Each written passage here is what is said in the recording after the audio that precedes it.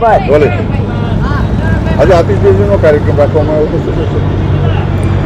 આજે બિહારની ચૂંટણીના જ્યારે રિઝલ્ટ આવ્યા છે, આપ સૌએ જોયું છે કે બિહારની અંદર આજે ફરીથી જે ભગવો લહેરાયો છે, ત્યારે બિહારની જનતાએ ફરીથી સાબિત કરી દીધું છે કે આ દેશની અંદર જે નકારાત્મક રાજનીતિ કરી રહ્યા છે તેવા લોકોને આજે જાકારો આપ્યો છે.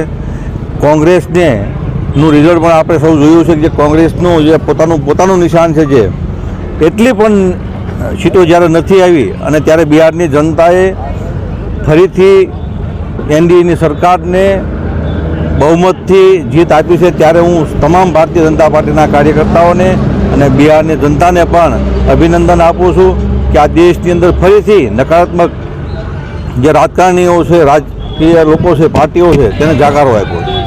મોહિતભાઈ, આગામી સમયમાં ટૂંક સમયમાં કહેવાય કે સ્થાનિક સ્વરાજ્યની ચૂંટણી આવી રહી છે, તો એમાં આની ચૂંટણીના પરિણામની અસર પડશે?